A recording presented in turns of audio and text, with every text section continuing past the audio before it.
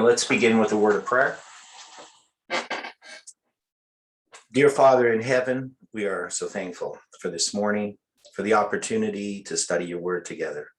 And we invite your Holy Spirit to guide and direct our minds as we look at Ishmael, as we look at the prophecy of the woes. We ask, Lord, that you can give us understanding, that we can understand what it is Jeff was trying to present, and that we can understand the truth. Be with each person and the particular needs. You know our hearts, Lord, and we just ask that the things we study can bring a conviction and a power to our lives. Thank you for hearing our prayer. In Jesus' name we pray. Amen. Well, good morning, everyone. We're going to continue this study dealing with Ishmael. It's beginning with, so this is on the woes. And Jeff gives us this quote from Patriarchs and Prophets 173 and 174. Abraham had marked the result of the intermarriage of those who feared God and those who feared him not, from the days of Cain to his own time. The consequences of his own marriage with Hagar and of the marriage connections of Ishmael and Lot were before him. The lack of faith on the part of Abraham and Sarah had resulted in the birth of Ishmael, the mingling of the righteous seed with the ungodly. The father's influence upon his son was counteracted by that of the mother's idolatrous kindred and by Ishmael's connection with heathen wives. The jealousy of Hagar and of the wives whom she chose for Ishmael surrounded his family with a barrier that Abraham endeavored in vain to overcome. Abraham's early teachings had not been without effect upon Ishmael, but the influence of his wives resulted in establishing idolatry in his family. Separated from his father and embittered by the strife and contention of a home destitute of the love and fear of God, Ishmael was driven to choose the wild, marauding life of the desert chief, his hand against every man and every man's hand against him. Genesis 16:12. In his latter days, he repented of his evil ways and returned to his father's God, but the stamp of character given to his posterity remained. The powerful nation descended from him were a turbulent heathen people who were ever an annoyance and affliction to the descendants of Isaac. I think it's kind of interesting that Ishmael returned to following the true God. What would be the significance of that?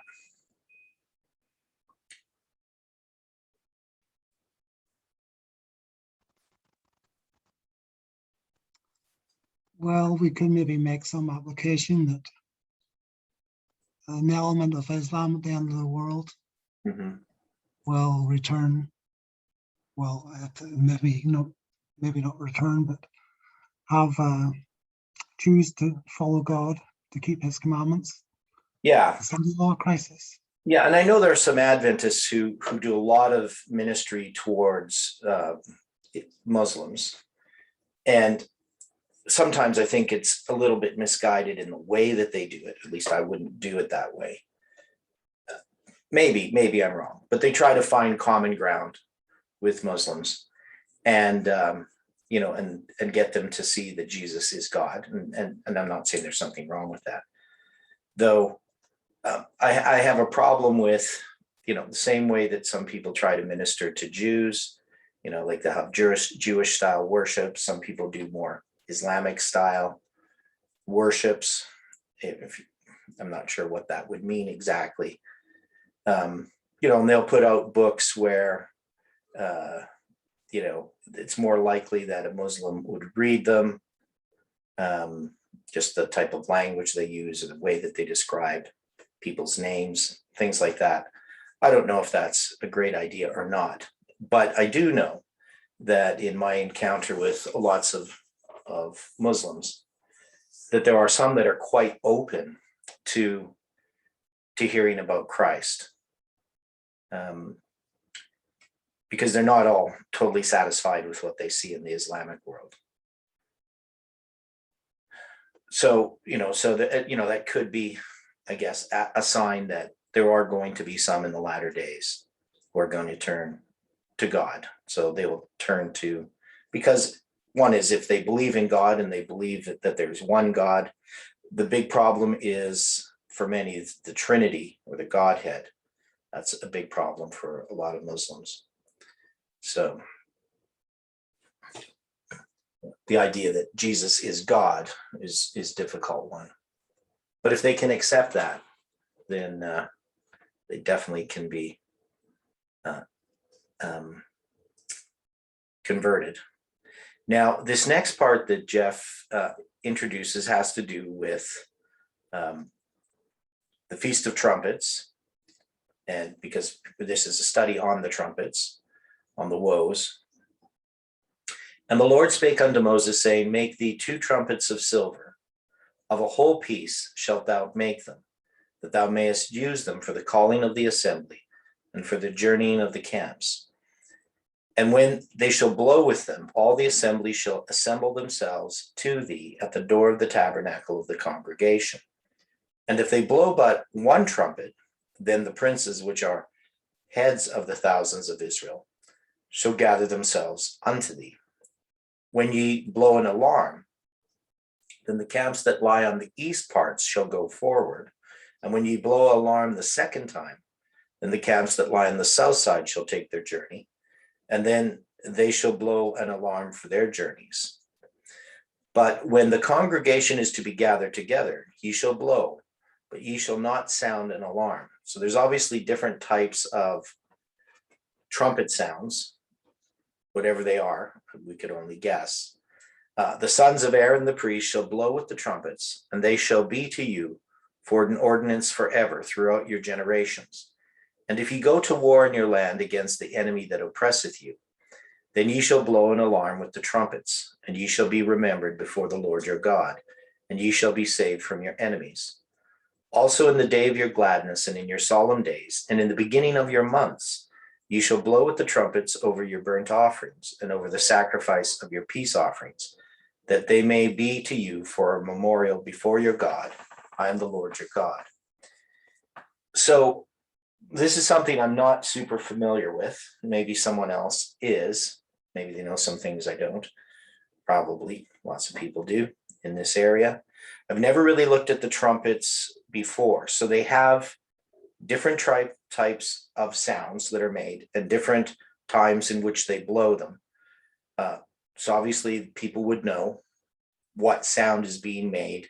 They're made out of silver too. Yeah, there's silver trumpets made from. Wonder what that represents, the silver, using the silver. I don't know. I don't know what the silver would mean. But they're not made out of brass, which usually you'd think of a trumpet if it was made out of brass.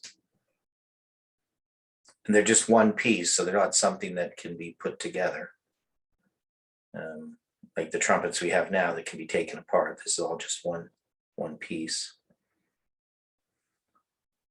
And I always thought, it was sort of like ram's horns or something that they used as trumpets. So I'm kind of surprised that these are 2 silver trumpets. So I always pictured, them blowing from a horn.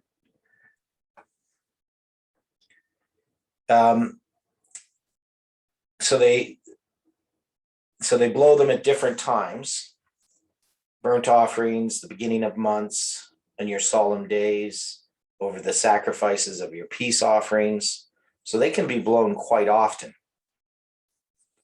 as memorials. So there would obviously be different sounds for different things, so that people wouldn't mistake, that it's an alarm of war or something. Now, this is going to deal with what happens in the 7th month. It says, speak unto the children of Israel, saying, in the 7th month, in the first day of the month. So that's what we would call Rosh Hashanah. Now, in the Bible, it never refers to it as Rosh Hashanah, except in Ezekiel chapter 40. which is why some people argue that in Ezekiel chapter 40, it's not referring to the first day of the seventh month, because they say that's a much later term. And Rosh Hashanah, as you know, means the head of the year, because we've talked about that before. Rosh means head or chief or first. It can refer to something being the first, but not necessarily the first in order.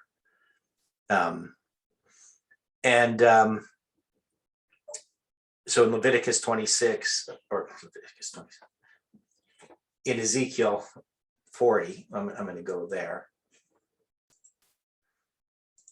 just to show you what I'm talking about.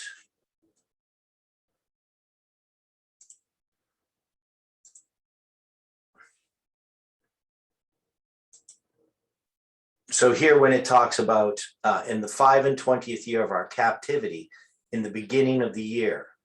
So the word year is Shana, Hashanah means the year, and a beginning, Rosh. So Rosh Hashanah, in the 10th day of the month. So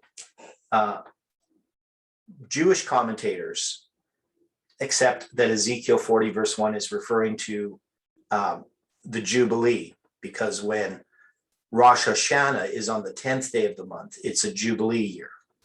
If it's on the first day of the seventh month, so if it's on the 10th day, if it's on the Day of Atonement, only in a Jubilee year. But every other time, even in the sabbatical year, it's the first day of the seventh month. So they're taking this as a Jubilee, which fits in perfectly with Ezekiel 1:1, where he says he's in the 30th year. And so this would be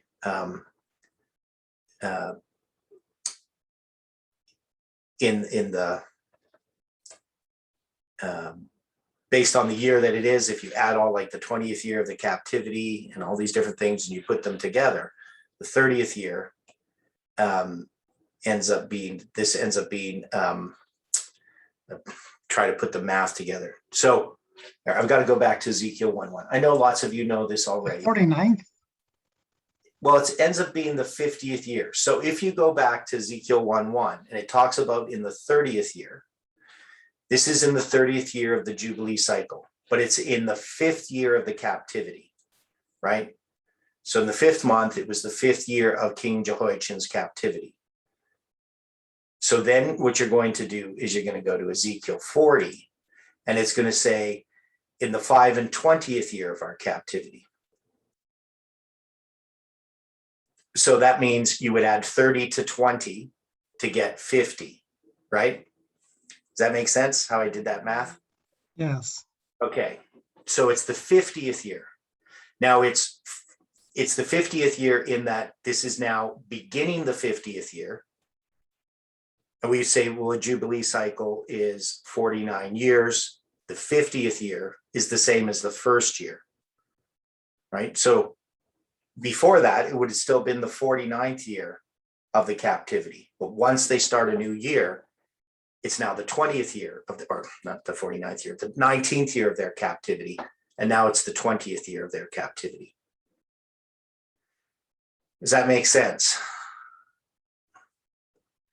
So 19 full years have been elapsed, but you're now just 10 days into the...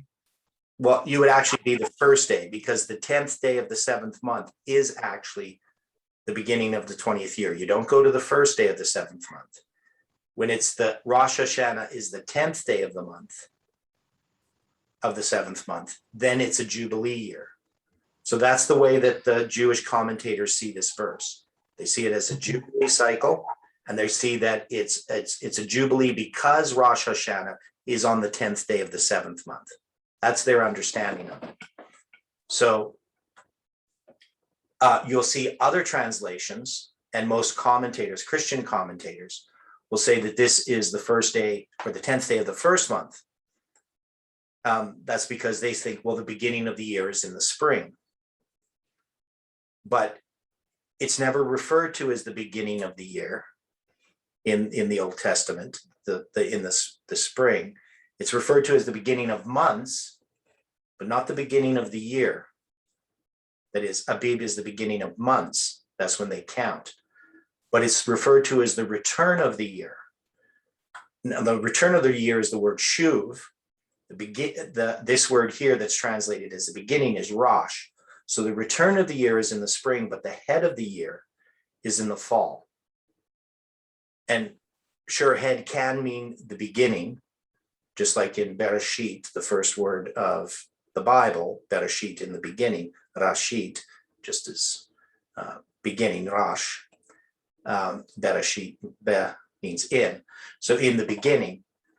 So some people think, well, if it says Rosh, that means beginning, but it also means head, and that can mean the chief time of the year. So that's different. So it has different connotations or different meanings. You translate it into English, you can translate it as beginning, but it doesn't mean that it's the beginning of the year in the spring. So this is Rosh Hashanah. So it's just a little detail. Some people watching might be interesting too. They might not have heard it before. So if you look at the Jews today have Rosh Hashanah, September time usually. So do the evangelicals not really consider that? Do they think they're wrong in having it then, or how do they? Oh, so with the rabbinic calendar, you're going to have Rosh Hashanah earlier some years than you would with the biblical calendar. Like the biblical calendar and the rabbinic calendar aren't always the same. So for this year, for instance, I'm just going to here. It's coming up. So right now we're on the biblical calendar. It's the 13th day of the 6th month, but on the rabbinic calendar, it's the 15th day of Tishri. So today is actually the Feast of Tabernacles for the rabbis. So you got some evangelical and messianic sort of Christians who have already celebrated Rosh Hashanah, 2 weeks ago. And then you have some that are actually following the biblical calendar, and they mark Rosh Hashanah as October 8th. And I even see some who have October 7th. So actually, I think most of them choose October 7th. And that's because they tend to, they don't use the proper biblical calendar. That is, they look at the new moon every month. So for those that are going to be following the new moon to mark the months, they're anticipating that they're going to see the new moon on the evening of October 6th, unless the weather's bad. So, the point I'm trying to make, yeah, is that evangelicals now, from what you're saying, do they consider Rosh Hashanah being in September? The autumn, or around the autumn, because the Jews have that as well. Have Rosh Hashanah. They don't really consider it in the spring. Oh, yeah. Well, nobody considers Rosh Hashanah in the spring. It's just that they say that the term Rosh Hashanah, as far as commentators, some of them say that's a much later term. And so when they look at Ezekiel 40 verse 1 and it says Rosh Hashanah, they don't think that that's a reference to the first day of the 7th month or the 10th day of the 7th month. They think it must refer to the beginning of the year in the spring. Is that what you're asking? Yes. Yeah. So that's why the commentators make that observation. Now, there are some, evangelical or Christian commentators who also accept that Ezekiel 40 is referring to the fall. But it's just that that's the only time in the Bible that you have the term Rosh Hashanah. And so it's kind of like, well, when did that term come into use? And nobody really knows. Just because you only see it once in Ezekiel doesn't mean that it wasn't a common term. It's just, absence of evidence is not evidence of absence. Mm-hmm. Right? Okay, so I know that's a little bit of a diversion for some people, but it's just the kind of diversions I always have to get into these little details regarding the calendar. So we know that this the seventh month, the first day of the month, you have a Sabbath, a memorial, a blowing of trumpets, and holy convocation. Ye shall do no servile work therein, but ye shall offer an offering made by fire unto the Lord. So that's from Leviticus 23. So that's one of the feasts. And we did a study in one of our studies dealing with the feasts. And that's Leviticus 23 goes through and list the feasts. And I still need to send people from my other study, I still need to send them out a chart with all the different feasts in it. I just haven't done that yet. Would have been helpful here. And then it talks about the trumpet of the Jubilee. Thou shalt cause the trumpet of the Jubilee to sound in the 10th day of the 7th month. So you can see why the rabbis say when it's the 10th day of the 7th month, that's the Jubilee year. And so they're going to mark Rosh Hashanah in a Jubilee year on the 10th day of the 7th month. It doesn't explicitly say that, but that's the way that it's understood by the rabbis. The 10th day of the 7th month in a Jubilee year is when you're going to sound the trumpets. So the blowing of trumpets that normally happens on the first day of the 7th month in a Jubilee year happens on the 10th day of the 7th month. In the day of atonement shall ye make the trumpet sound throughout all the land, and ye shall hallow the 50th year. So that's why in Ezekiel 40 verse 1, it's going to be the 20th year of the captivity, which is 30 years from the 30th year of the Jubilee. And so you put that together, that makes the 50th year. And proclaim liberty throughout all the land unto all the inhabitants thereof. It shall be a jubilee unto you, and ye shall return every man unto his possession, and ye shall return every man unto his family. A jubilee shall that 50th year be unto you. Ye shall not sow, neither reap that which groweth of itself, nor gather the grapes in it of thy vine undressed. For it is the jubilee. It shall be holy unto you. Ye shall eat the increase thereof out of the field. In the year of this jubilee, ye shall return every man unto his possession. So some of the things dealing with these sabbatical years and jubilees. So they don't sow or they reap. So when it says, neither reap that which groweth of itself, nor gather the grapes in it of thy vine undressed. What is this talking about? What is it that they do on the Jubilee or they don't do?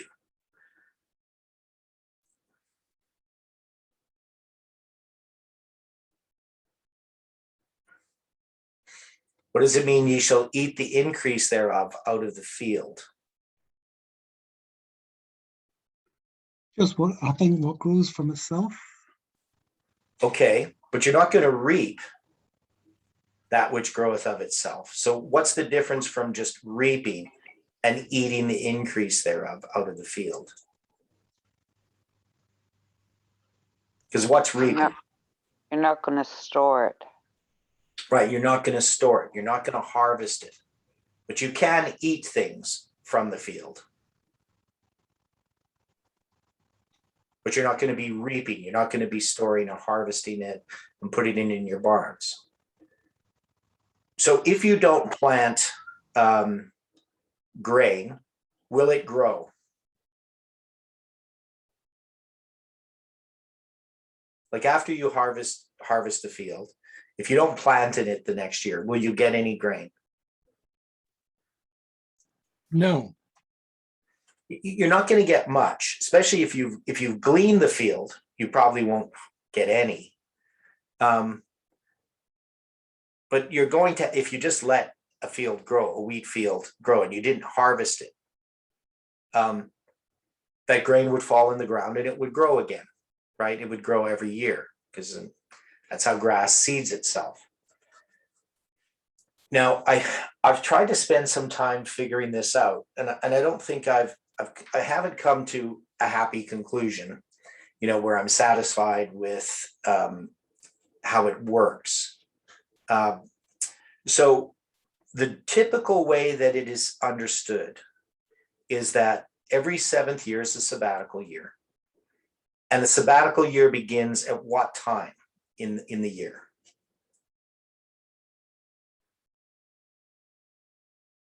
In the fall of the year. Okay, so in the fall of the year. Now, normally, when would the Jews plant their crops, their grain crops? Spring of the year. No, they harvest them in the spring. Okay. So they plant them in the fall. So they're not going to sow or reap in a sabbatical year. Now, you also have, of course, the fruit harvest, which in the fruit harvest, that's going to be, figs and grapes, things like that. When you harvest them, then you would take them in, and the grapes you would make into juice. So they would eat, obviously, some fresh grapes, but the grapes aren't going to last long. So they're going to have to do something with them. And the way that they store them is they cook them down into like a syrup, and then they put this in clay jars, and they would put it by the banks of rivers and streams and things like that, put it in the ground. And then when they want to have grape juice, they would reconstitute it by adding water with it. And you can still get this grape syrup. We used to buy it all the time, grape syrup, and it's just basically grapes that have been boiled down into a syrup. And that's how they made wine, what they called wine. Now, you don't want it to ferment. Fermentation is not a good process, but if it did ferment, then it would be, become what we would think of as alcoholic wine. The idea is you didn't really want to drink it that way. So when Jesus turned the water into wine, now, Stephen, you were saying that the wedding feast at Cana happened in the fall or in the winter. You'd sent me an email about that. Yeah, sort of late November. Late in November. So, and almost everybody puts it in the spring of the following year. But you use some spirit of prophecy quotes to show that this is after he comes back from the wilderness. Yes.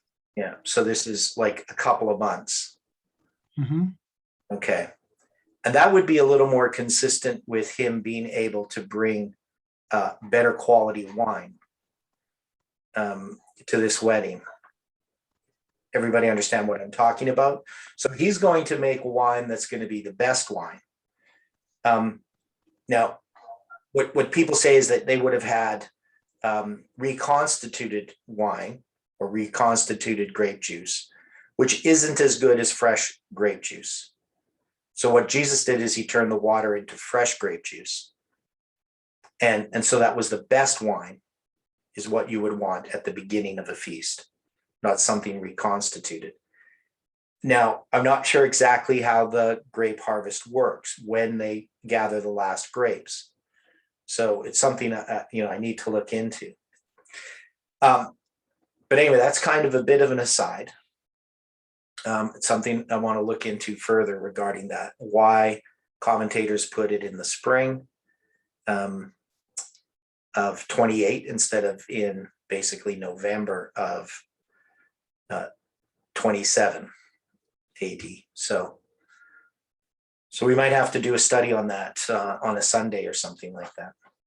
Anyway, we're going to have this grape harvest, and I'm not sure exactly how that fits in, but my understanding is it would be a bit earlier. It would be more like in August and so forth, that you're going to be harvesting grapes. You're going to begin harvesting grapes, and that the harvest is completed by the end of the 7th month, is my understanding of it. So if you're going to have a jubilee or a sabbatical year, let's start with the sabbatical year, and it's going to be in the fall, you would have harvested your fruit already by the time you get to the Day of Atonement.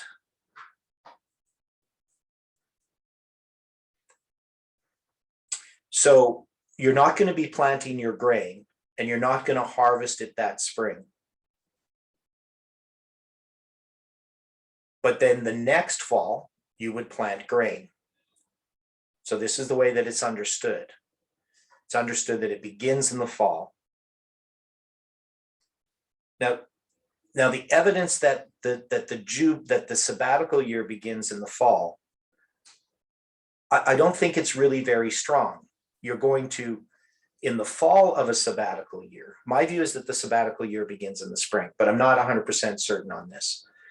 But the sabbatical year begins in the spring, and the Jubilee year begins in the fall. So let's see, I know I have a chart of it somewhere.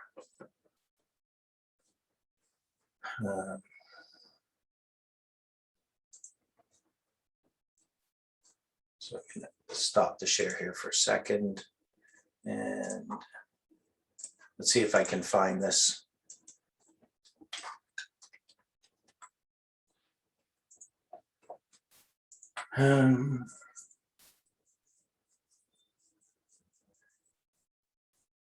Okay, so this is just a simple one.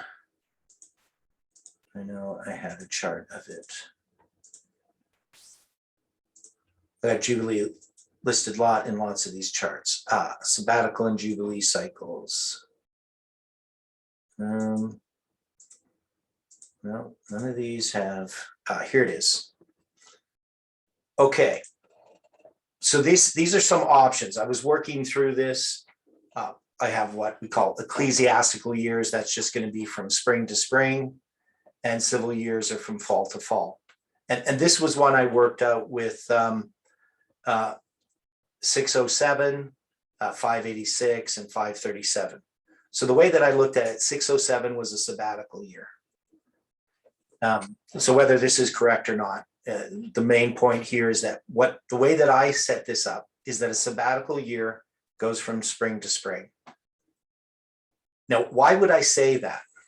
Why would I say the sabbatical year is from spring to spring?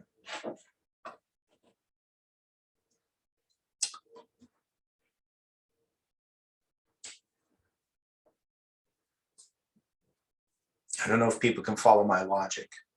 So this is the year the land rests for 1 year. Yeah. Okay. So the year that the land rests for 1 year. Now, so they would have planted their crops in the fall in the way that I did it. So let's take 607. If they planted their crops in the fall, but they're not going to harvest them in the spring, they could still eat that grain, some of that grain, but they just couldn't harvest it. That is, they could take what they needed when it's growing, but they can't take it and store it. And then they don't sow. And then they don't sow in the fall, but in the spring of the next year, they can harvest it. Okay. Now, when it comes to the fruit harvest, they can't harvest it, but they can eat it. So they still have food that they can eat during that year. They're just not going to be storing food. So then when it comes to a Jubilee year, it's the same. It starts out like a sabbatical year in the spring. Now, in the 7th year, in the 7th month, they're going to have they're going to deal with the servants or the slaves, where they can either be freed or they can become slaves permanently, right? Indentured servitude is what it's called.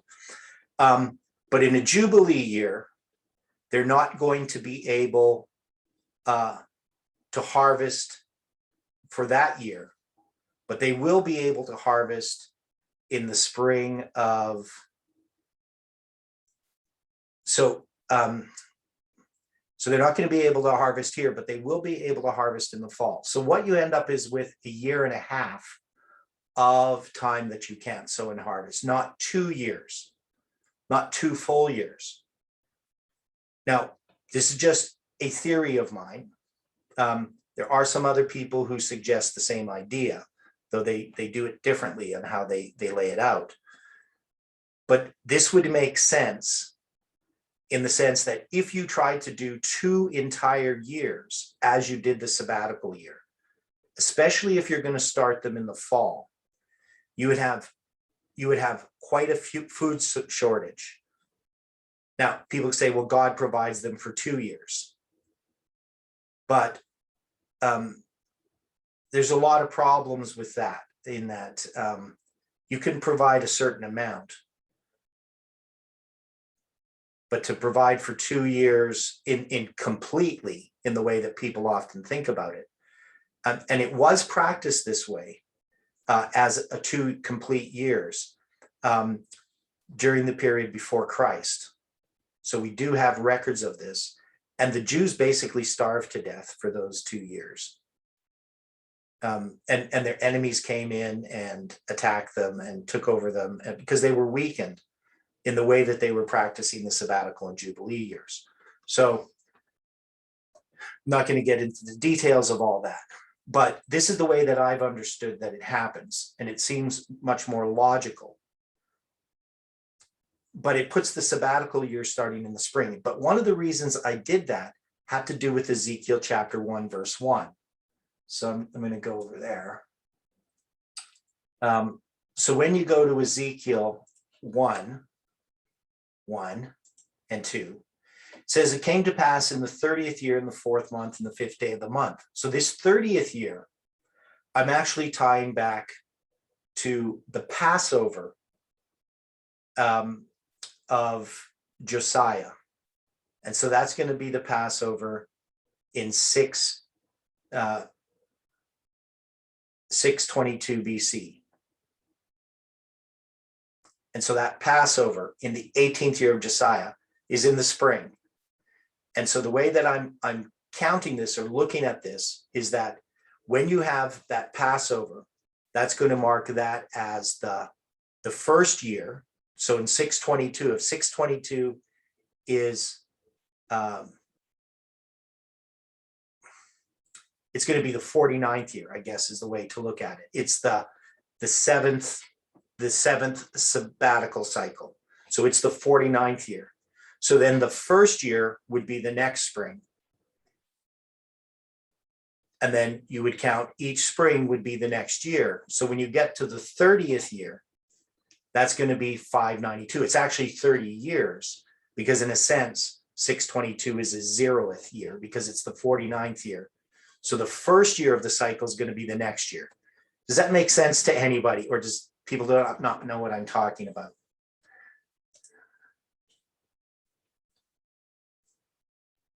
Are you no better showing it in the board? Okay, so yeah, I'm going to try to go through this here because I do have it kind of laid out. Okay, here, I have it right here. Oops. So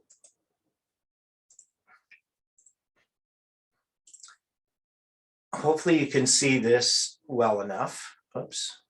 So this is the Jubilee cycle of Ezekiel 1:1 and 40 verse 1. So what we show here is that we have this cycle.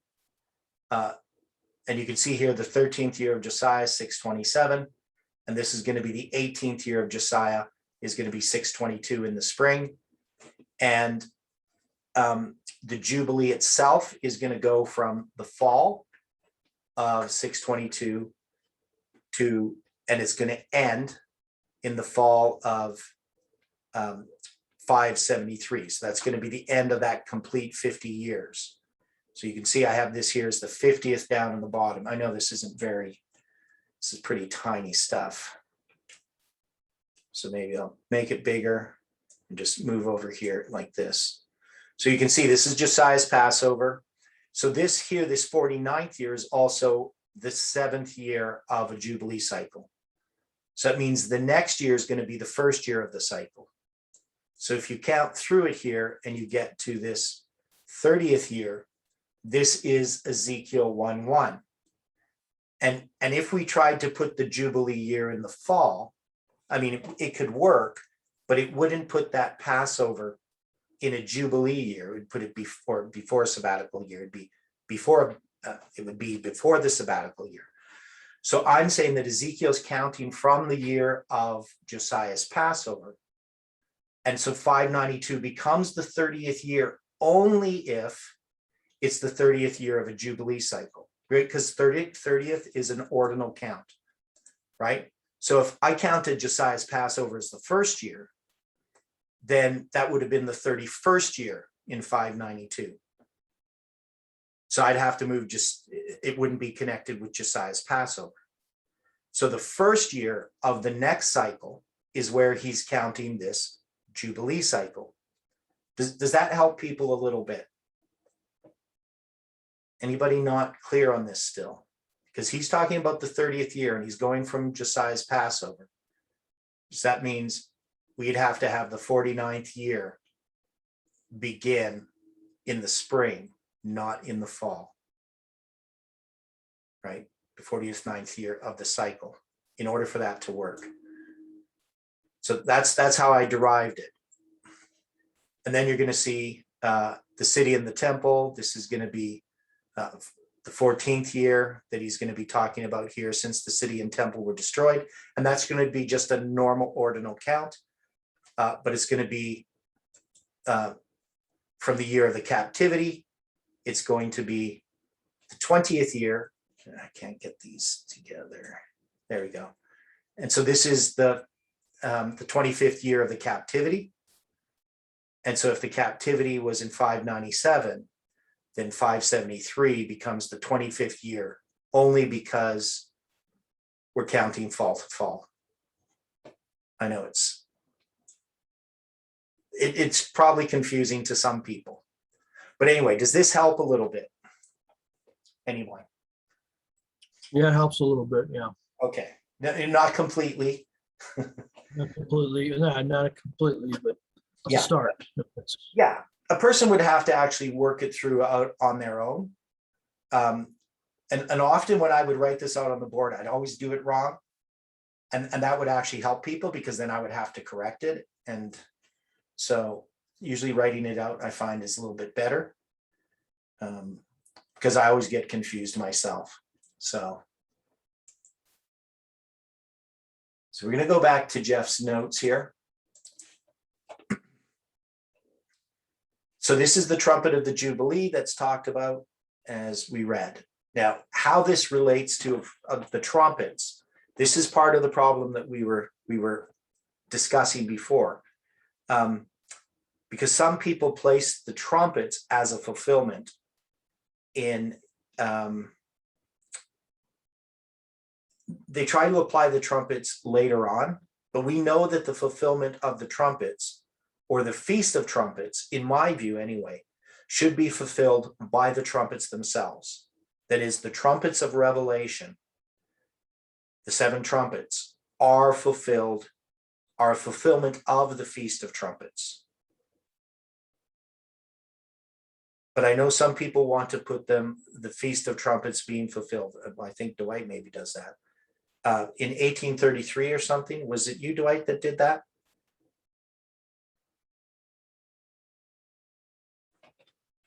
I was following after several of the things that Mrs. White had written. Okay. So we know the trumpets do have a fulfillment in Millerite history, but they don't start there. There's these warning trumpets. And so do we have trumpets in Millerite history still sounding? I don't think we still have trumpets in Millerite history still sounding, but I believe that what was originally written, that the trumpets began in 1833 and ended in 1843, are another type of symbol for us at this time. Okay, so you're saying Ellen White says the trumpets begin in 1833? Correct. Is it just like a plain statement, or is it, do you know where she says that? Keep going, I'll find it. Okay. So I'm trying to understand what she means, because we know there are these warning trumpets. Now, the way that I understand the trumpets that Jeff is talking about here is it's basically the pioneer understanding of the trumpets for the most part. Now, he's going to be quoting from Uriah Smith, which isn't going to differ that much, at least in the beginning parts, with the pioneers. There are some differences when you look at Uriah Smith's understanding of the trumpets and you look at Millerite understanding, but to me, they're sort of trivial differences. Some of them might have to do exactly which dates are going to be given for these events, just because Uriah Smith's going to have more modern dates than they would have had earlier. But the dates aren't really that important in the most part, that we're not timing anything other than the woes, the 150 years or the 5 months of the first woe, and then the 391 and years and 15 days of the second woe. And so those dates are going to be the same.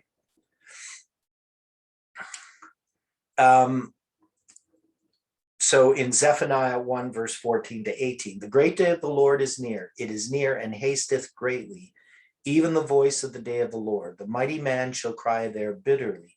The day is a day of wrath, a day of trouble and distress, a day of wasteness and desolation, a day of darkness and gloominess, a day of clouds and thick darkness, a day of the trumpet and alarm against the fenced cities and against the high towers. And I will bring distress upon men, and they shall walk like blind men, because they have sinned against the Lord, and their blood shall be poured out as dust, and their flesh as the dung. Neither their silver nor their gold shall be able to deliver them in the day of the Lord's wrath, but the whole land shall be devoured by the fire of his jealousy. For he shall make even a speedy riddance of all them that dwell in the land. So this is from Zephaniah 1, verse 14 to 18. Now, what is this referring to?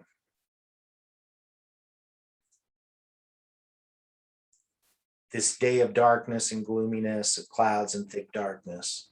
Will it not be the 7 last plagues? Okay. So you put this as the 7 last plagues? Any other ideas? Because this is the day of the Lord's wrath.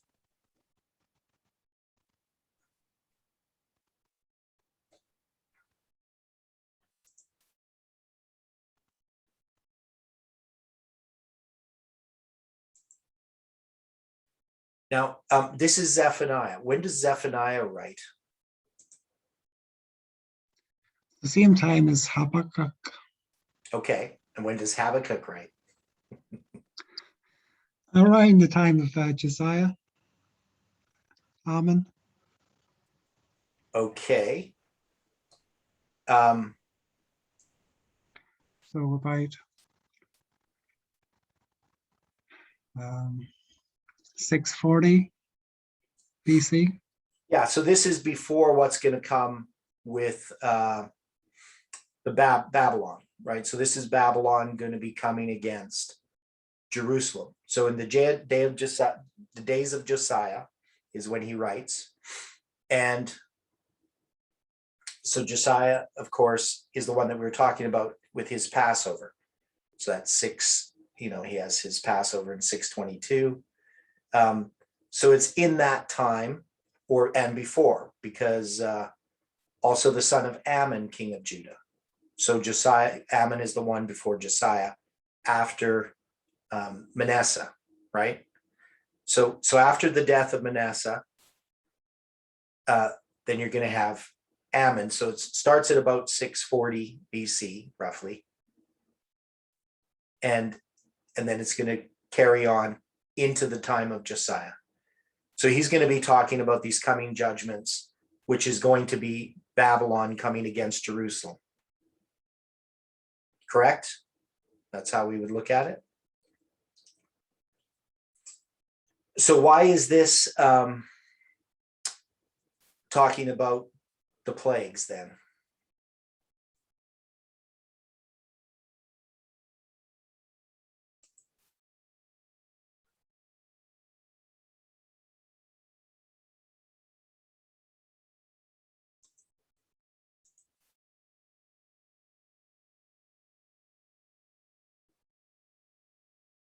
And actually, I think Zephaniah actually he doesn't start with Ammon. I know Habakkuk does, I'm reading here, I'm going to go over here. It's going to say in the days of Josiah. So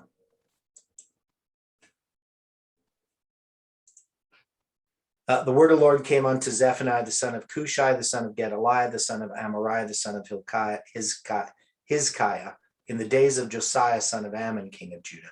And Habakkuk prophesies in the days of Ammon and Josiah. So he's a little bit later. So he talks about the day of the Lord is near, and you're going to have Habakkuk talking about some of the same things. What about Zephaniah 1:12? It shall come to pass at that time that I will search Jerusalem with candles and punish the men that are settled on their lees, and say in their heart that the Lord will not do good, neither will they do evil. What do we usually use this verse for? Zephaniah 1 verse 12. Investigative judgment. Yeah, the investigative judgment. So he's talking about the investigative judgment and then the results of that. So it's going to be dealing with the close of probation and then the judgments that come upon Jerusalem after that. Right. So that's where you get the day of darkness, the day of gloominess, of thick darkness. Right. Day of wasteness and desolation, a day of the trumpet and alarm against the fenced cities. So here, is this the trumpets, or is this the warning trumpet? Because it's a trumpet of alarm.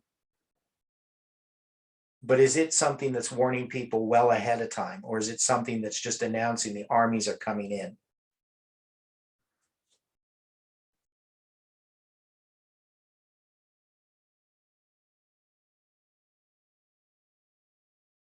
Because Jeff uses this verse, but when we look at the trumpets that are warning, the warning trumpets, could we apply them to this, to what how Jeff is applying them?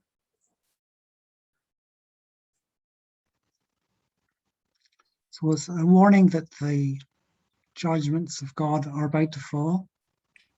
Well, in this one, the judgments are falling, because at least that's the way I take this. Or that maybe that they're about to fall. I guess either one. But Jeff is using this because of the day of a trumpet, or a day of the trumpet, right? That's why he's using this verse. But often we applied the day of darkness and gloominess and the day of clouds and thick darkness to the Sunday law. Did we not?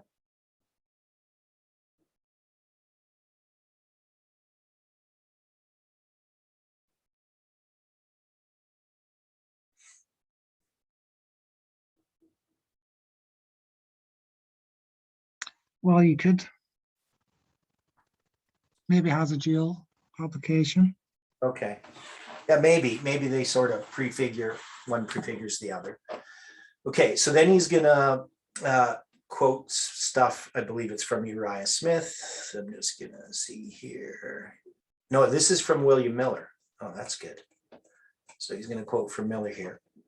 I beheld and heard an angel flying through the midst of heaven, saying with a loud voice, woe, woe, woe to the inhabitants of the earth, by reason of the other voices of the trumpet of the three angels, which are yet to sound. So this is Revelation 8:13. Interesting number. And this is going to be talking about the first, second, and third woe, which are going to happen under the fifth, sixth, and seventh trumpets.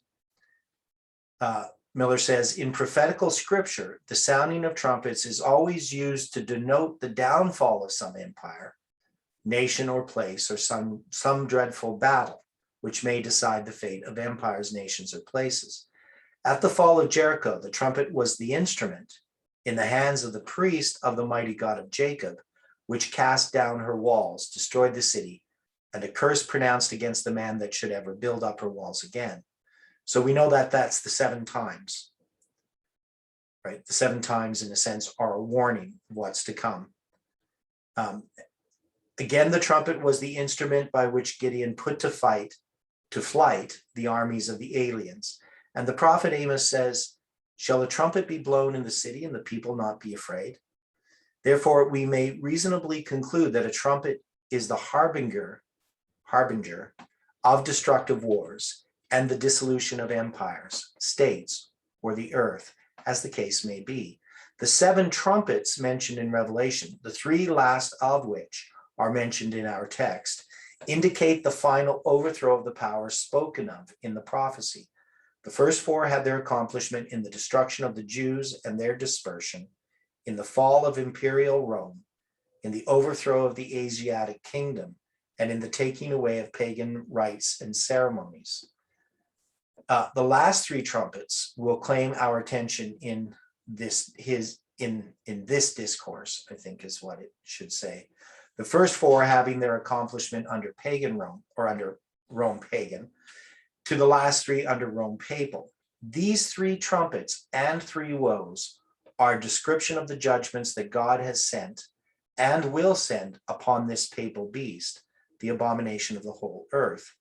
Therefore, we see the propriety of the language of our text, woe, woe, woe, to the inhabitants of the earth, meaning the worshipers of this papal beast, the followers of abomination. So remember, Miller is looking that Jesus is going to come back in 1843. And when the second woe ends, they believe that the seventh trumpet is going to sound. And that these are going to be these judgments that are going to fall upon the earth prior to the second coming of Christ. And when that doesn't happen, they sort of ignore that fact, which is one of the parallels we saw with this movement, in that when nothing happened on November 9th, we didn't say, well, how do we understand that that's raffia? Because we still held that it was raffia, even though no event occurred. So this was a problem that we had, and that the Millerites had, that as they started to move through their predictions of what was going to happen, and things didn't happen as they expected, they just sort of ignored that fact. They didn't try to correct it. So they know that the second woe ends in 1840, August 11th, 1840. And they're going to be predicting that happening.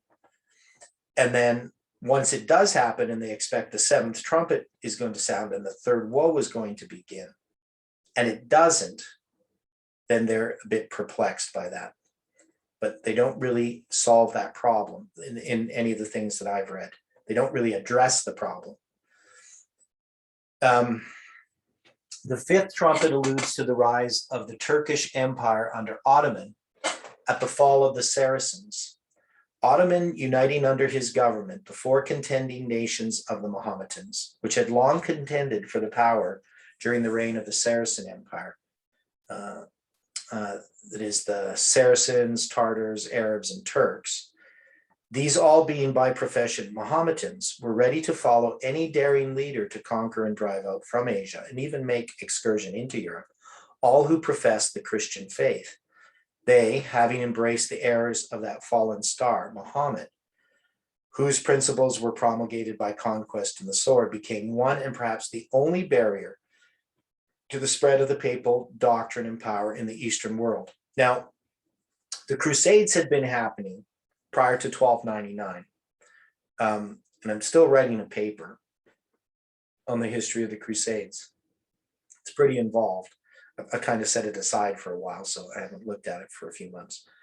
But when you get to what's happening in that history prior to 1299, one of the things you're going to find is that Constantinople was actually occupied for a time by Western Rome, and then it was taken back by Eastern Rome. And so but it's not going to fall to the Muslims until much later. So it's kind of interesting, all that history. But in 1299, this is when, because of all these crusades, that's why you're going to have this united Turkish Empire under Ottoman. It's because of what's been happening, all these battles and wars between Christianity and Islam.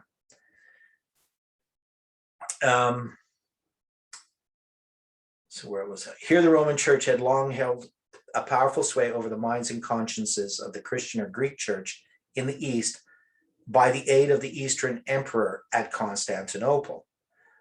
But the Turks or Ottomans, whom the Lord suffered to rise up at Bithynia, or on or near the headwaters of the Euphrates, as a scourge against this papal abomination, now became a check to the Roman power. And from this time, we may reasonably date the declension of papal authority.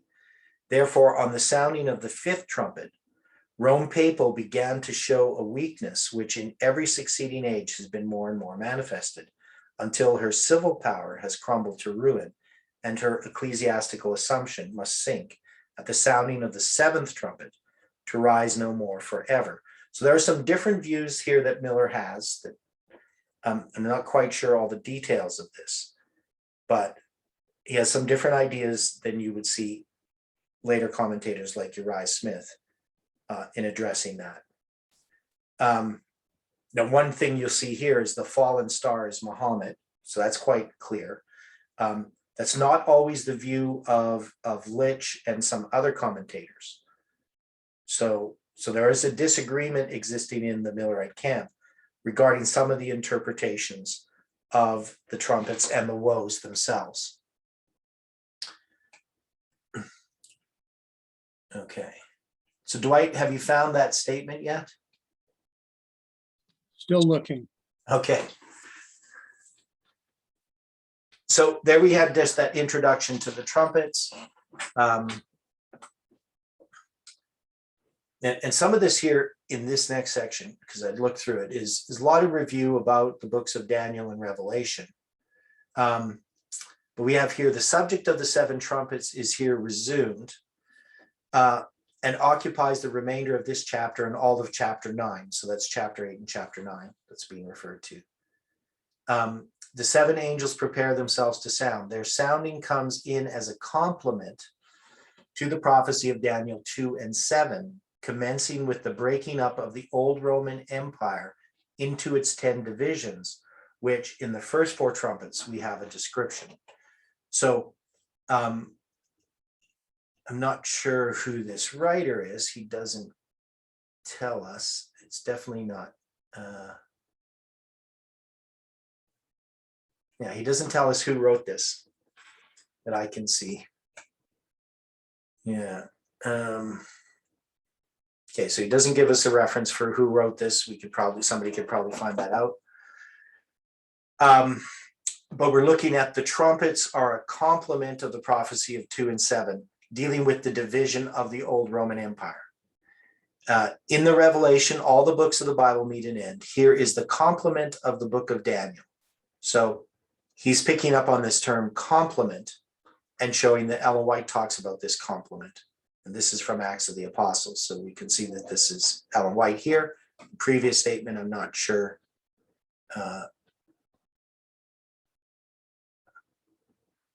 Maybe that's Jeff's words. It's hard to tell. It might be just Jeff's own words. I'm not sure. Anyway, the first angel sounded and there followed hail and fire mingled with blood. So this is going to be a review of the study of the seven trumpets. Now here you're going to have this talking about Mr. Keith. Does anybody know who Mr. Keith is that's being referred to here?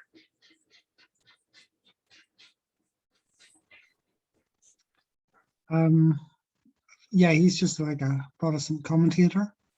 Okay. Yeah, and he's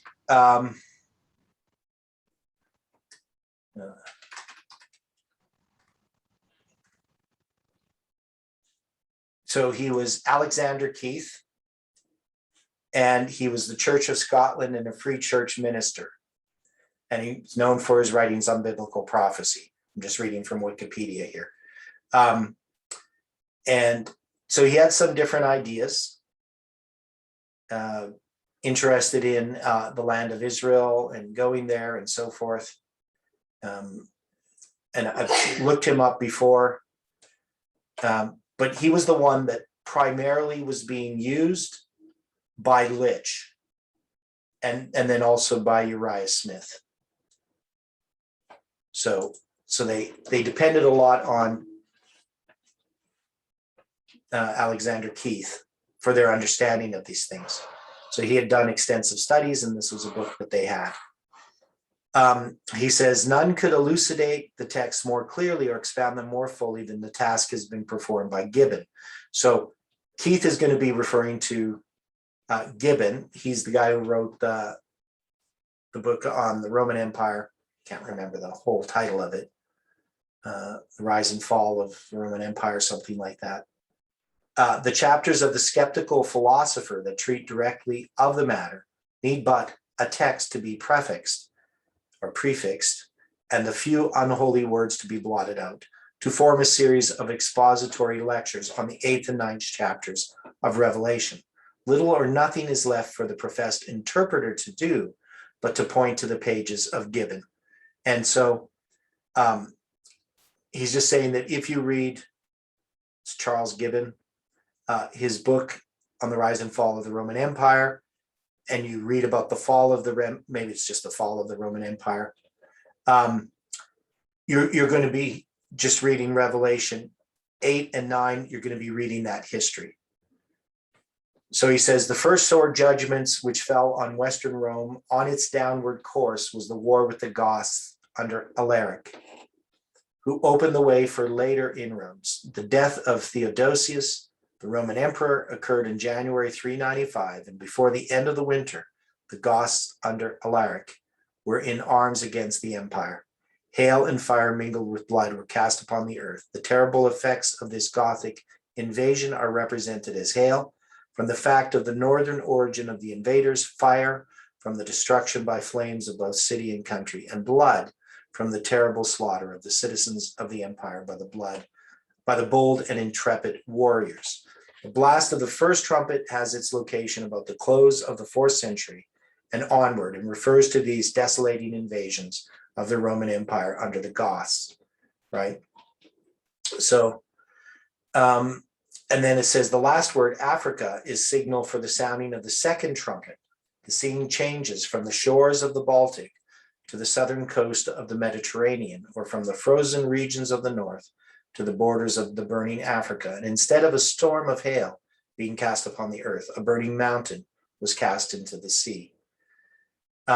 So it's just dealing with the second angel. The second angel sounded, and as it were, a great mountain of fire was cast into the sea, and the third part of the sea became blood, and the third part of the creatures which were in the sea and had life died, and the third part of the ships were destroyed. Revelation 8, verse 8 and 9. So this is from Selected Messages, Book 2, page 109. All that God has in prophetic history specified to be fulfilled in the past has been, and all that is yet to come in its order will be. Daniel, God's prophet, stands in his place. John stands in his place. In the Revelation, the line of the tribe of Judah has opened to the students of prophecy the book of Daniel, and thus is Daniel standing in his place. He bears his testimony, that which the Lord revealed to him in vision of the great and solemn events which we must know as we stand on the very threshold of their fulfillment. Now, of course, we know the line of the tribe of Judah is, and I'm going to go to Revelation here. I want to make some things clear. So when you look at the book of Revelation, you're going to have the introduction there, the greetings of the 7 churches. You're going to have the messages to the 7 churches in chapter 2 and 3. Then in chapter 4, you're going to have this vision of Christ's inauguration of the holy place of the heavenly sanctuary. So this is the counterpart to what you see in Daniel chapter 7, where you see this vision of Christ's thrones. Here you're going to see these thrones, but this is not at the end of the 2300 days. This is at the end of the 70 weeks, near the end of the 70 weeks, setting up Christ's ministry in the holy place. But in this vision, we're then brought to chapter 5 with this book that's sealed with 7 seals. So the scroll. And this is, in this scroll is contained in prophetic language, basically the history of the world, of kings, of nations, and so forth. Ellen White talks about this. And then you're going to have this lamb that's going to be able to unseal it. But it's also the Lion of the tribe of Judah that is going to be able to unseal this book. So that's Revelation 5:5. And then you're going to have the 7 seals. So chapter 6 is going to be, goes all the way to the, which seal? The 6th seal, right?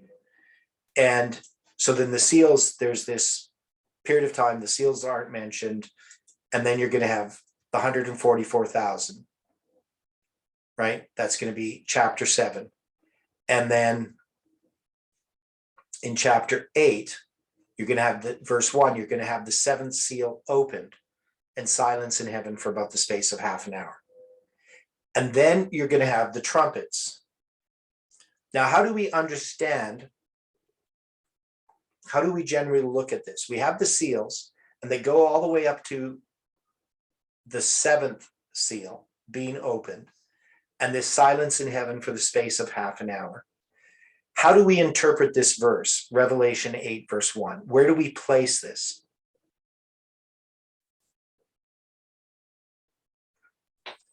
Second coming. Where? The second coming? Yeah. Okay. Now, why do we place it there? It's been connected to the 7 days traveling from heaven. Okay. The people of God have tried some Ellen White quote. Okay, so that's what people have done. So it's taking an Ellen White quote, says that we're 7 days ascending to the sea of glass. And then they take this and say that this half an hour, which is close to 7 days, basically be 7.5 days, is what's being referred to. Now, I personally don't accept that interpretation. Why not? Why wouldn't I accept that interpretation? I mean, to me, it's just one of those things, people put this together. It seemed to make sense. But there's good reasons not to accept that interpretation, because Ellen White doesn't make that interpretation. So why would I not make that interpretation? What is the silence in heaven about?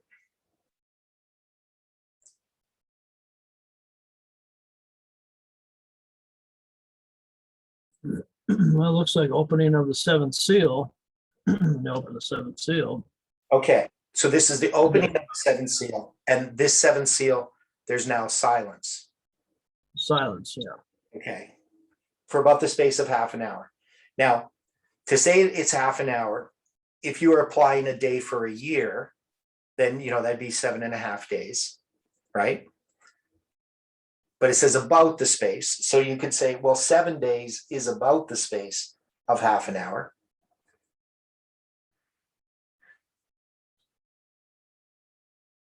But what is silence in heaven?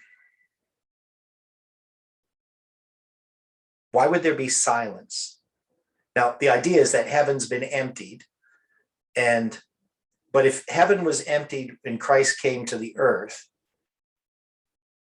wouldn't that be more than half an hour? If it takes 7 days ascending to the sea of glass, wouldn't heaven have been emptied before the second coming? And that there would have been silence in heaven longer than half an hour?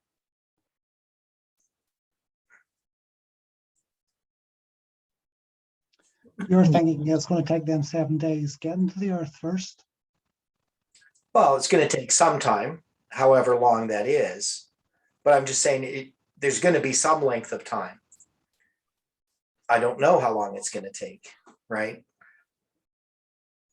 Maybe half a day. Maybe half a day. I just don't think it makes any sense. And there's lots of reasons, because this silence in heaven What is the silence about? If you do a look at a study on silence.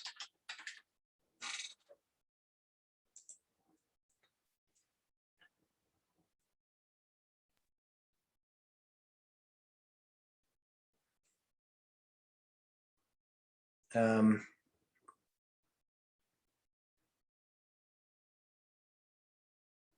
trying to find these different verses here.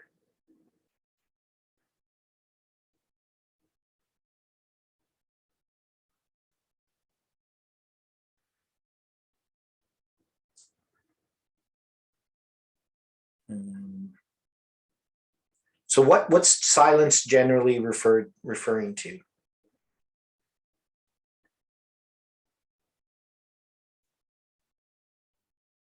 Solemnity. Yeah, solemnity. Okay. So if you look through, I'm just reading through it. It's generally a type of solemnity. Um, um,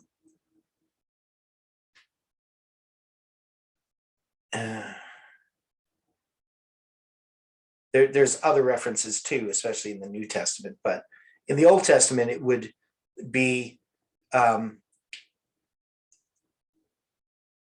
more sign of solemnity. Okay. Now, that is, I would think what they're doing is awaiting a decision to be made. That's the way that I interpret this period of time. So when would there be the seventh seal being open? When would there be this waiting? Because silence is connected with waiting. Where would this be, this waiting for an announcement? Let's put it that way.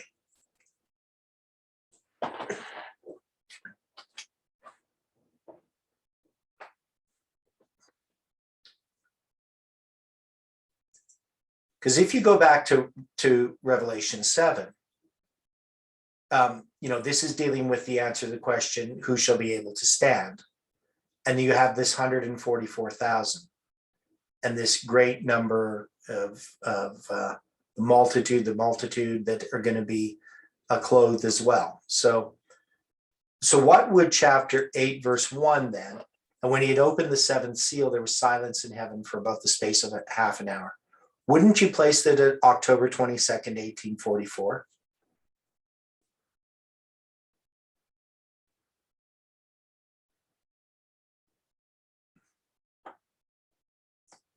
Well, verse 3, you have the casting down of the censer. Okay, but this is, so are you connecting 8:1? Are you putting the trumpets then as connected with the seals? Or are we going back to something else? So yeah, so there's different ways in which people try to understand this. Now, where does chapter 6 bring us to? At the end of chapter 6, where are we in this sixth, the sixth seal? Where are we in the sixth seal? Yeah, this is like the second coming. Okay, well, Or the just sixth before, seal just starts before. with the Lisbon earthquake, right? And the sun becomes black as a sackcloth of hair, and the moon becomes blood. That's the dark day. And then you have the stars fall from heaven onto the earth as a fig tree that casteth her untimely figs when she is shaken of a mighty wind. That's 1833. And I have in my Bible written, you are here, because we would look at the next one as being the second coming itself, right? Yes, That's how we would 14. understand it. Yes. Okay. Now, how did the Millerites understand this verse?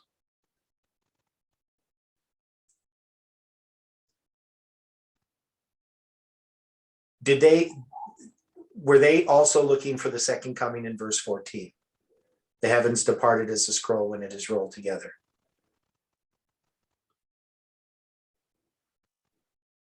I would think yes. Okay. Now, when did they mark that was going to happen?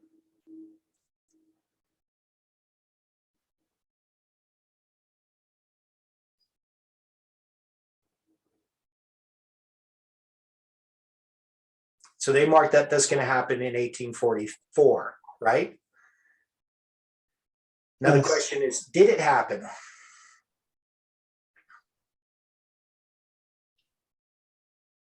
No. What if it did happen?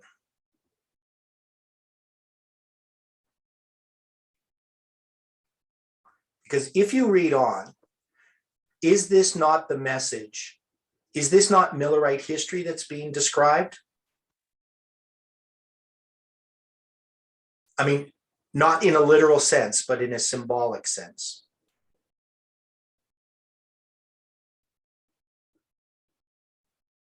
Yeah, as like a prefiguring. Ah, right, a prefiguring, right? So this is the way that I take it. So I could be wrong, but I take it as what happened in Millerite history is they were predicting this event. And if you take what they're saying about the great earthquake, the dark day, the stars falling, you would have to consistently say that all of those things that were happening in Millerite history, because of this warning message, were then being fulfilled. For the great day of his wrath is come, and who shall be able to stand, is the question that's being asked in that period. And then we have this message dealing with the 144,000, that there needs to be the seal of God. And then we have, and when he had opened the seventh seal, there was silence in heaven for about the space of half an hour. So I take this as being the period of time of the investigative judgment, just as a symbol. And I end that whole seven seals in Revelation 18, verse 1. And I don't take anything that follows in chapter 8 as being connected with that. Okay. So, but that's not, it's not, you know, this isn't gospel or anything. This isn't like necessarily the truth. I'm just saying that that's my understanding of it, whether I'm right or wrong. How do you then interpret the half an hour then to the investigative judgment? It's just a symbol. It's not being taken as a, because it's just a short period of time. And if we would look at it in the investigative judgment, is there not a space of time in which the high priest is in the most holy place, that people are waiting in silence to see what's going to happen? That's true. Yeah. So that's where I take it as pointing to that time. Then you have the tingling, you would have the tingling. Yeah. With the You'd have bells. but you still have people waiting in silence. And so if we look at this in heaven, this is what's happening. We're in the Day of Atonement, and symbolically there's this silence in heaven for about the space of half an hour, just relating it to that it's a short time in which this is occurring. I wouldn't try to interpret it as a day for a year of prophecy. Okay. That's the way that I look at it. Okay.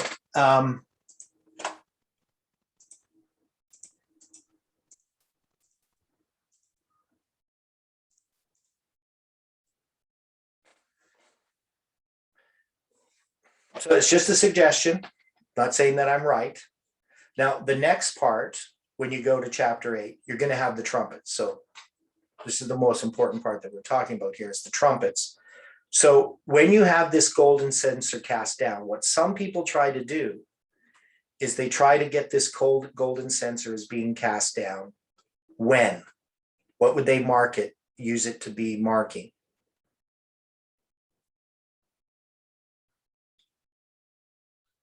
Ellen White, she talks about Christ throwing down the censer. Mm-hmm. Once the angel with the inkhorn comes and says that the numbers have been made up. Okay, right. So we have Ellen White making an application of this to when? So that would be the close of probation. So she uses it to mark the close of probation.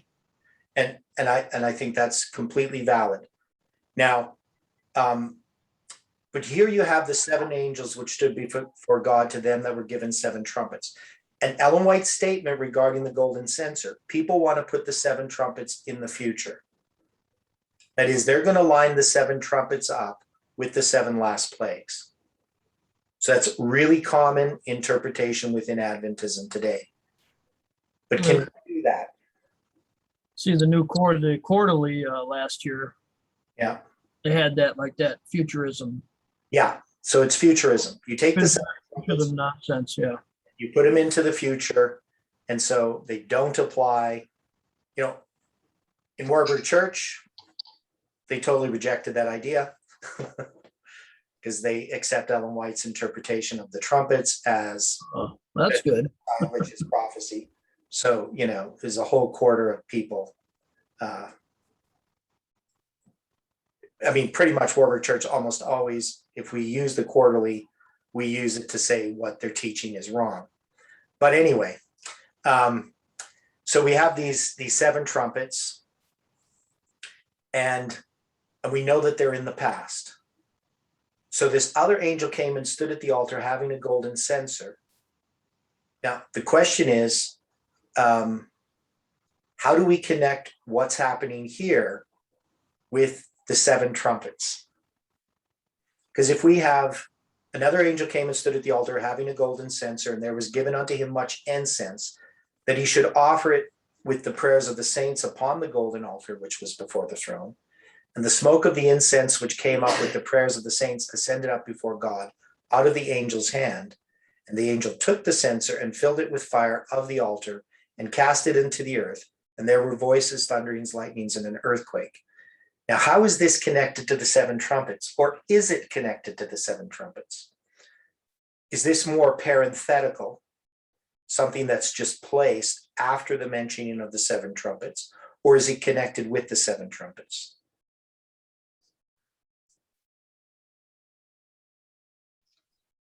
Well, the golden censer is in the holy place. Okay, but this casting down of the golden censer, wouldn't it be marking the end of the work in the most holy place, or in the holy place? Because this is in the holy place, but if it's the close of probation, as Ellen White says, how do we see that?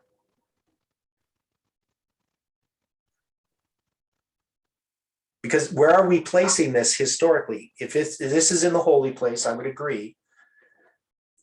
But Ellen White uses the casting down as the golden censer, as the close of probation. Is this just that she's taking this symbol here and placing it in the future, but that here it's talking about what's going to be happening on the earth in connection with the 7 trumpets in the past, right? So this is a really problematic section because it's taken different ways by different people. Some people take this as parenthetical. That is, we're going to talk about the 7 trumpets. What are the 7 trumpets warning us about? The close of a Day of Atonement, correct? Or about the Day of Atonement. And then we're given this scene in the holy place of our high priest casting down the golden censer. So could it be parenthetical? That is, could it be showing us the end of what the trumpets are warning us about, not something that happens at the beginning of the trumpets?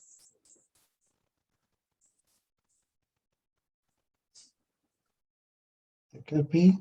You Okay. have the altar of incense in Hebrews being talked about as if it was in the holy place. Sorry, the most holy place. Right, because it pertains to the most holy place. Because it says that the most holy place, or the second compartment, had the golden censer. Yes. Right? But yet we know that the altar of incense itself is in the holy place, and the golden censer would be connected with the altar of incense. So this could maybe be on the Day of Atonement, and that the golden censer is held by the high priest in the most holy place.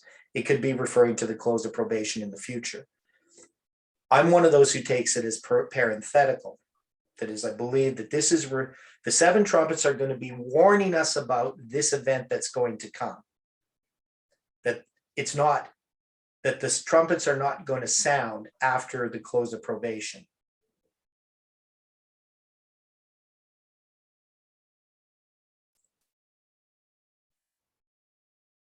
That what they're warning us about is the close of probation.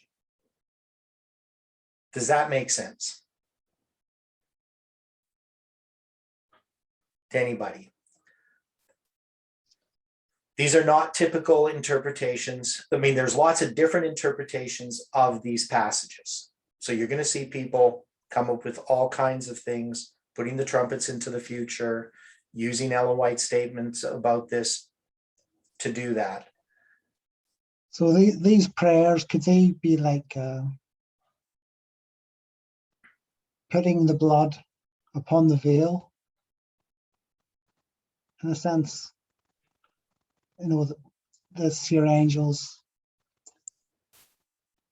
sort of has this here golden altar with censer.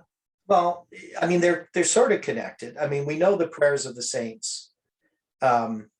Ellen White uses this imagery in other places because Christ is ministering for us in the holy place, and we know that our prayers have to go through Christ in order to be received in heaven. Mm-hmm. Right. So, I mean, it can refer to the holy place ministry, but it seems to me that this is referring to the end of Christ's ministry, ministering for his people, which would be the close of probation. So Christ obviously still has a golden censer when he's ministering in the most holy place. So I'm thinking these here prayers are kind of like enabling their sins to be blotted out Yeah. while Christ is doing that work. And that's the way that Ellen White uses it. Because our prayers, because of the corrupt channel of humanity, they have to go through Christ in order to be purified. I don't know if we want to look at that or not, but we're getting near the end of our studies. We actually went over. So we're going to look at this again tomorrow. But I've introduced some ideas that maybe are a little bit different or new, and maybe I'm wrong. So if I'm wrong, I'd like somebody to be able to correct me somehow. But the reason why I bring this up is we start to look at these trumpets. We have to establish that they are in the past, and that they're an answer to something. That there is Revelation is working through these things in a very particular way. It's not happenstance, you know, how the book of Revelation is organized. And there's a context always. So the seven trumpets are given in the context of warning of the coming judgment. And that judgment is the judgment of the Day of Atonement. That's the way that I understand it. So now, Dwight, you haven't found your statement yet? Okay, I found a statement and I'm going to continue looking for some others. Okay. Now, Here's the one you What- found. okay, the one that I found, and this, what really is making me shake my head is that this is in one of the non-published documents, but we referred to this already in our study of Jonah. Okay. Manuscript 6, 1876, paragraph 5. Okay, just hang on a second. So manuscript 1875, No, manuscript 6, 1876. 76. Okay.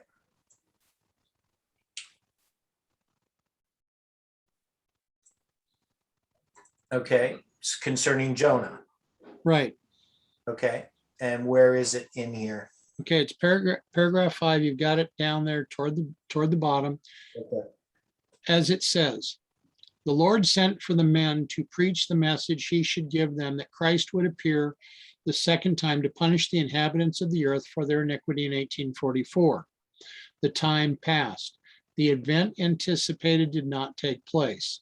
Yet the message of warning was of God to test and prove the people of the world who heard the note of warning. Mhm. The mistake was in the event. They were not in error in preaching time. God hid from them the event that was to take place. They thought Christ would come to the earth to purify the world by fire. They regarded the earth as the sanctuary to be cleansed at the end of the 1335 and in brackets 2300 days.